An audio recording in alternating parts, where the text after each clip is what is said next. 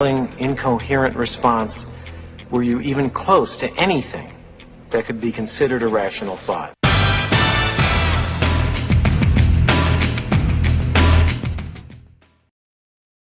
As always, we have lots of rational thoughts, but I just thought that's a funny clip to play like I always do. Welcome to the show today. I'm your host, Doug Crow, the Author Your Brand Show. You're going to want to take notes today. I've got a guest on today that is redefining what it means to actually work, or at least when it comes to working excellently. He's a co-founder of his company called Work Excellence, very highly accomplished consultant, educator, and coach. He's the founder and managing partner of the business efficiency software called FoundX. And his goal is really to free up time in people's lives. He's a proven change management leader that helps people and organizations understand and achieve their goals and meet their expectations.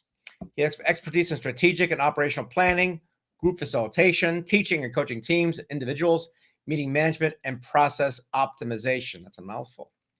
He's also a licensed CPA in the states of Alabama and Georgia, member of the American Institute of Certified Public Accountants.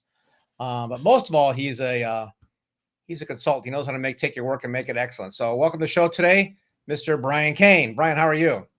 Great, Doug. How are you today? Doing great, thank you. Yeah. So, work excellence. It sounds like a good idea. Tell me why people should stick around and listen to us for the next 20, 25 minutes. Yeah, work excellence is just a simple method that helps people, any organization that wants to improve. And if you want to improve and you want to get better, then we want to help you get on the same page and stay on that same page as well. It sounds simplistic, and we're going to take a little deeper dive into this because on the surface, there's, as we discussed previously, because we have a relationship with your book and whatnot, but there's Agile and Six Sigma and all these lean things, all these things you can do to improve a company's or organization's performance. But you guys have nailed something a little bit new, or at least in my world, nuanced, where there's an actual, I guess the way the best to define it is a method of work, not just a method of organization. Can you define it a little more detail for us? Sure. If you want to reach your goals faster, you have to have a method. And when you get started, it's just, where are you? What's your current state? Where are you today? And where do you want to be? Where do you want to be in the future? And everybody sets some type of plan for the future, and it's great. It's a great way to get there. But simply the method that we've developed and the method that many people have developed, we're not the only method, but our method with simply 4 pieces of paper can help everyone get on the same page. It's pretty amazing how quickly that does. And that's the part that we should definitely have maybe in the show notes below as maybe just one of your pieces of paper, because people think, oh, it's either too complicated or too simplistic. And I'm going to say that based on the stuff I've read and gone through this with you, it's neither oversimplistic nor too complicated. It's just a visual way of doing it. And I think your partner, Steve, explained it to me clearly when he said that we have a method for doing everything, whether it's brushing our teeth or building a company, but we don't always know what that method is. We kind of are in motion blindly. Is that about right?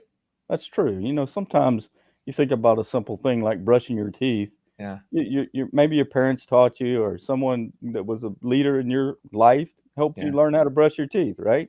My dad was a dentist, so it qualifies. So you qualify for that, right? But the reality is, this simple methods that we do, whether it's going to the grocery store, you have a way of doing that. Sometimes they're innate and we don't really think about them. And what we help people do is just really see that method that they're using. And everybody uses a method today. The question is it working for you?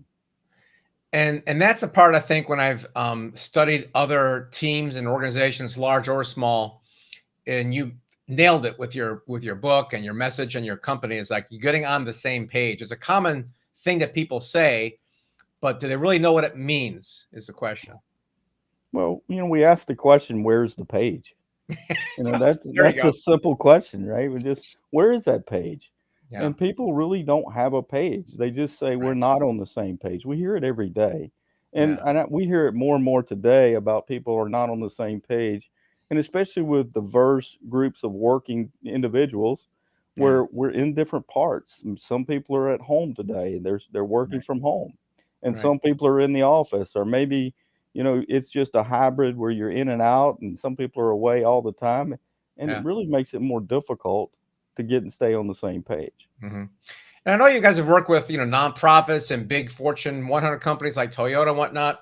Can you give us an example, an actual story of people who thought they had it going on, but after they realized there was something amiss, you showed them the page? Can you give me an Right. actual story about that? Yeah, we can. If you think about one of the people that we worked with, it was I won't tell you the name of them, but Okay. because a lot of things we do are private companies from that Yeah. standpoint. But it was an organization that had two different types of businesses. One Mhm. of them was very it supported the other, but they were different. And this organization was losing money on this division. Yeah. And they brought us in. They were losing about $2 million a year. And they said, we need a method that helps us get better. And we need to be able to make money from Yeah. that perspective. And we said, great, we can help you do that. So we trained 35 of their leaders Mhm. using the method. And in a year's time, they went from losing $2 million a year to making $4 million a year. Wow. That's without hiring technology, just learning, just getting on the same page. Just learning the method and getting on the same page. Was that method already in place that people just didn't know what it was, or did you develop something new for them? Well, it was just using the work excellence method with their same information that they were using today. What Mhm. it allowed them to do is to see where those biggest hotspots were and Yeah. where their biggest opportunities were, which is one of the differences between work excellence and other methods. You know, we're able to help you pinpoint and clearly see what to work on now in a Mhm. short interval of time that will really get you a big bang for your buck. Yeah. It sounds like, I don't know, why can't people see that in themselves in their own company? Well, sometimes, Doug, what we see is that leaders are working hard, right? And Yeah. and and they're doing a lot of the right things. And it's not that they haven't made good progress. And Yeah. one of the principles that work excellence has is we honor where you are. We don't Wow. come in and tear down the walls. Yeah. We look at where you are and we clearly take a little bit of time to help understand where you are and help Mhm. you see where you are. And Mhm. and a lot of times people just need small changes, and they can't see those simple small changes that they Uh, need to make in order mhm. to get there. Right. And we can put, I know you've got a lot of beautiful graphics and diagrams that really crystallize and visualize what you're saying here. So let's just take one of them. I like the famous one with the arrow, but can you just describe the points Sure, on that and how that flows for you guys? sure, absolutely. Yeah. So the arrow, we call it the arrow, and it really is an arrow in the middle of it, Right. but it describes these four pieces of paper, and it just has an image of each page, and we call them the four core elements of work. Mhm. And everybody should have clear direction. And so on the right hand side of the arrow, where the arrow tip is, we have this direction. And the direction really helps us define how you get value. They're principle based statements, they're simple to see. Right. People can use them all the time to refer to directionally how we spend our time, energy, and resources. Right. And then right behind the arrow, in the back of the arrow, as you go through the other side, that you really can see the structure, order, and flow of work, the Mhm. system, right? How do you Mhm. make money? What's the core process of your business, and how do you make money? And yeah, Mhm. we can bring in HR and we can bring in IT. So this is not just for a business that makes widgets. You can be a service-based business and use Sure. this method as well. And then from there, what do you want to measure? What do you need to measure? So at the top, we see from a measurement standpoint, because measurement is all about management, and we want to Mhm. manage them from a measurement standpoint as well. And we can clearly see from a measurement standpoint those critical few elements. So many Mm. people measure all kinds of things, right? Yeah. You've probably seen this where you see all these different metrics and people are measuring things that maybe they matter to someone Right. or some part of the business, but they're not the critical few that tell you the health of your work.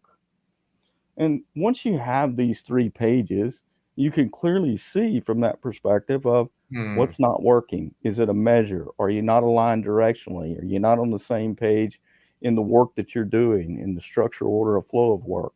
Yeah. Now we take just a few minutes and we spend a little time building the next improvement plan, which is at the bottom of that arrow, and Okay. really see what is important to improve now in the next 3 months. Just a chunk of time. Let's Yeah. see what we can improve in the next 3 months. It sounds simple, but it still takes companies sometimes months or years to turn turn the ship around here. It does So, for sure. what are some of the biggest challenges you have with people? And obviously, no have to mention names, but like where Right. they just couldn't see it, and it took some time to get them to, fill that, to eliminate what was not necessary and get those core elements to change and develop. Right. Well, first of all, I think we have to understand we're all human beings Yeah. and we all learn at different paces. Hmm. And so sometimes we'll see a pocket of the organization that's way ahead, where we've trained, 35 or 40 or 50 leaders, or maybe there's 10, and one pocket is way ahead and the other pocket is way behind. And Yeah. so we have to respect that, right? And we have to help people see that it's okay to learn at your own pace and learn the way you need to learn. Yeah. And so we honor that, we respect that, and we help people see that, okay, as we coach you, as you start to integrate this method in your organization, Hmm. we see that, but we can also coach you to bring that team along a little bit better. So, there was this one group that we worked with that was, had great success in one part of their business. The sales part was doing very, very well, but the operations team was lagging. Yeah. Right. And so now the operations team is behind and sales is saying, I'm scared to sell Yeah. because they, Ooh. you hear that a lot is, oh, I don't want to sell because operations can't keep up. Wow. And you have to just let people learn at their own pace, but we coach you along the way so that you Yeah. can bring it in. So how did you solve that one? Well, we coached the team a little bit. It Yeah. took a little while. I mean, Yeah. it wasn't immediate. We Right. coached them through it, we helped them through it, but we also encouraged the sales team to keep going Yeah. because when Yeah. operations caught up, they came together and they truly were on the same page Right. and they moved forward very fast. Yeah. I'm sure that the past couple of years have been a little bit a different strategy, or at least different conversations with the Right. remote work aspect that's part of our culture now. Can you talk about that a little bit? How that's affected what you teach and what you do? Sure, sure. I mean, we see this. Obviously, we had to do a pivot. Yeah. So when March of 2020 rolled around, we had trained about 40 people a couple months before then in Hmm. two different sessions. Steve ran Yeah. one session, I ran the other session. People were great. We had a bunch of different diverse people in diverse groups and diverse companies. Yeah. And then when COVID hit, we had to take a quick pivot ourselves, and Right. we learned to do this online. Mm. So we can train you online. The Hmm. training is effective and it does work. It does require a little bit more work from your perspective Yeah. because it takes a little longer. You can't sit Yeah. in a room for 4 hours. You have to break it up into smaller chunks. Right. Other than the time element or the attention element, have you thought about like why it's different, this two-dimensional space versus three-dimensional, why it changes I think the way so. we learn and teach? Well, I think one of the things that we like to do because we like to help people, Yeah. and then really is Steve and I talk about all the time is our role is just to help people. Right. Help people free up time, help Hmm. people, go play soccer or, go watch their kids play soccer or their grandkids or their Yep. nieces and nephews. And so when you're not with people, and so many times in today's world, people turn off their video. They don't want you to see the camera. We see that constantly. So then you can't see the reaction of how Yeah. people are reacting. But, Right. because a lot of the body language tells you more than what you're hearing too. True. Right. And I think that's a big part of it is just not being in front of someone. It's Hmm. difficult to coach someone and see their work when you have 8 different people in a room at the same time in a virtual room. Yeah. Yeah. There's something about the two-dimensional world I haven't been able to really articulate it for myself, because I've been doing this, before we needed to. But there is a difference in I get maybe just the energy of being in the same room versus this digital room here. I'm not sure if it's attention either, because in a regular meeting room, there's not any many distractions. Here, I've got stuff on my other computer monitor here. I got stuff behind me. I've, things going on. That could be. I know my daughters or teachers. They certainly discuss the distraction part of being Right, a big factor right. of that. One of the things I did just recently, I went to a high school and spoke Yeah. to a high school group of, Yeah. how what their career might look like. They were a business group and they Oh, were taking an accounting course. And so a good yeah. friend of mine was a teacher and he said, why don't you come speak to the group? Uh huh. And the attention span in that group, in the high school is a little different than you see in a professional setting. But they were great. They Yeah. were wonderful. They paid attention. It was really nice to see, Mhm. how well they did that. Do The they one take thing notes? they a couple of them did. One of them told me he wanted to be an entrepreneur, and he asked a lot Nice. of questions about being an entrepreneur. So I love it. I do some youth leadership volunteer work, and it's always more stimulating for me because I can quote like trite sayings, like your right, attitude determines your altitude, and they're like, "Oh, write that one down." yeah, So it's like right, Zig Ziglar said 82, but for them it's brand spanking new, so it's kind of sure, fun it to is fun. do that. Yeah. One of the things I also see there, Doug, is I think human beings are kin- kinesthetic people, really. Right. Yeah. Right, and the ability just to shake someone's hand or to touch them in some way, and even if it's not physical, Right. just being in their presence, as you said, in 3D, I think makes a big difference. Yeah. I think it does, and I'm glad things are moving, change coming back to normal. Right. Monkeypox aside, whatever that is, I don't know. I don't follow That's it right. much, but it's interesting. And then in terms of the forward looking towards the future, you're exposed to a lot of businesses out there, and there's a lot of trends and future casting with a lot of things out there. Do you see any trends that people should be aware of when it comes to their organizations or the economy? Yeah, we do. I mean, we were just talking about this last week. Hmm. We met with our marketing group because we're starting to see trends, certainly in the supply chain. Everybody is experiencing that. Yeah. I went to the grocery store the other day to pick up some laundry detergent, Right. and they didn't have the brand or the kind that I wanted. Yeah. And you hear about the baby formula, the things that are Yeah. out there that people just can't get. Well, in Yeah. businesses, that's affecting businesses very greatly as well, because Sure. what you're seeing from that perspective is little things like I can't get my truck back on the road because a tail light is missing and the light's not available. Wow.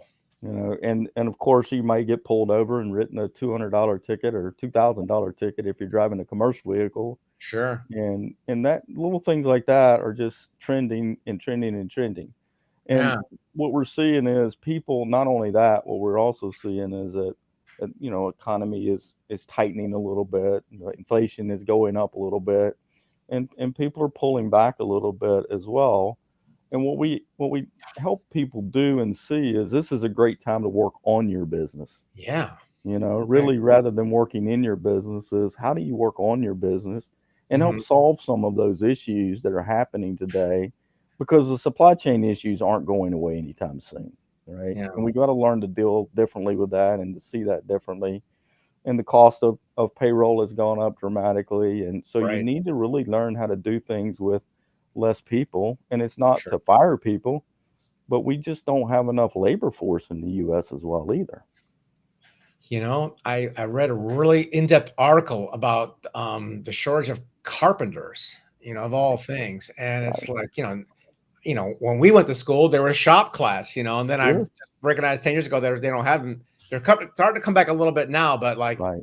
just understanding the trades and basic stuff for kids Right. now, they don't need to learn that, or they're not learning it, and therefore it's not priming them for some of these very important roles that we need. There's a real shortage of it. And it was funny because plumbers, electricians, not as easy to come by, but they get paid a lot more.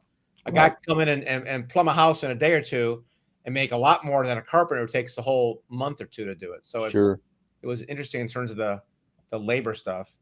You have any tips for people on hiring better talent or Well, talent pool? we're working with an organization right now to do just that. We trained about 13 of their HR group, Yeah, and they're trying to hire a very specific type of talent.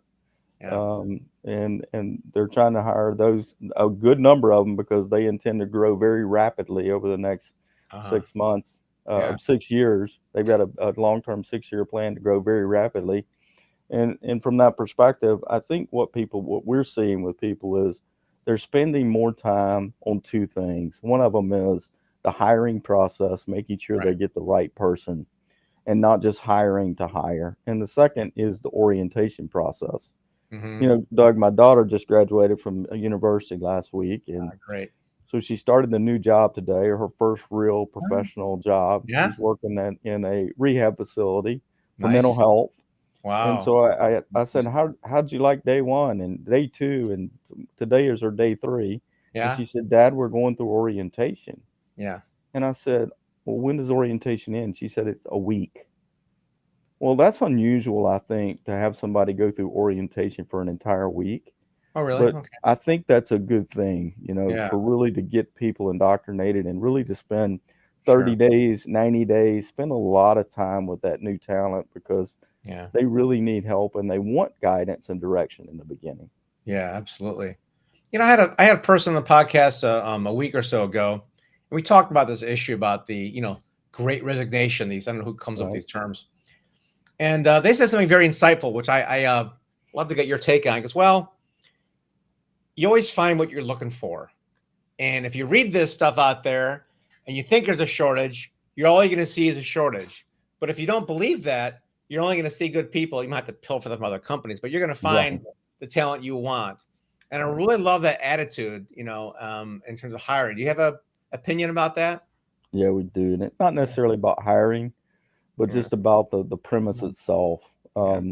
One of the things that we teach people and that you can read is Inc. magazine put out an article back in 2018, and they said you're 46% more likely to get your goal, to reach your goal if you write it down.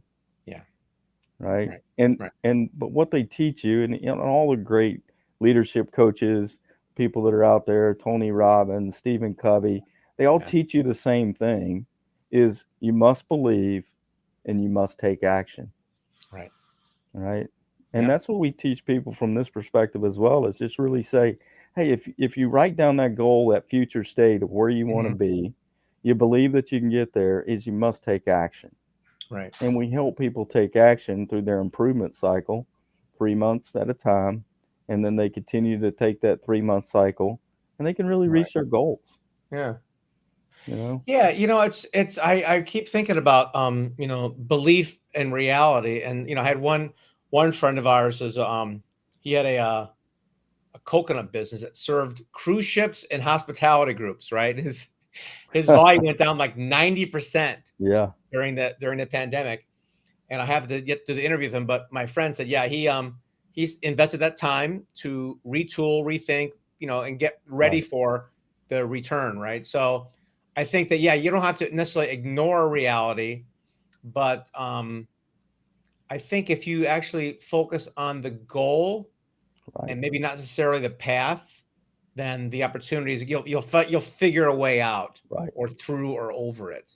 That's exactly right. In my opinion, I was going to get Yeah, your opinion on that, of course, yeah. but I mean, I believe that. I do think you have to know how, not necessarily how you're going to get there, yeah, because the how will come. right, But what are you going to do? What method are you going to use to get there? right, Right. And right, so if and that method is to get up every day and read your goals and decide what you're going to do today to reach that goal, yeah, just take a step forward, take a step forward. mhm, That may be good enough, especially, from a personal standpoint. yeah, But when it's an organization standpoint, is really how do you get everybody moving in the same direction, right? they And need they need aligned. they need they need your stuff here. They need your click Right. below. You can see his graph, and then if you want to give away one of your links to your one of your assessments, it's a good time to do it. Sure. So, Sure. We can do you, that. you have a specific link or just work excellence? Well, workexcellence.com, Yeah. and we'll have a link, and you can look at the organizational assessment. Okay. Yeah, I highly recommend you take a look at that, folks. It's got some good stuff in there, and Brian can definitely help you get to where you need to go by getting your team on the same page. Title of your upcoming book. We talk about that too. And next time we're on the show, it'll be great. So Great, Doug. looking forward to it. Thanks so Yeah. much for having on being on the show today, Brian. It's been great seeing you again, and we'll look forward to seeing you next time. Thanks so much. Yeah. Thanks for having me, Doug. You bet. All right, and that concludes our show for today on the Author Brand Show. You're going to want to take notes and not only click on Brian's stuff below, but we've got a little link there too for some free goodies if you subscribe. So enjoy and have a great day.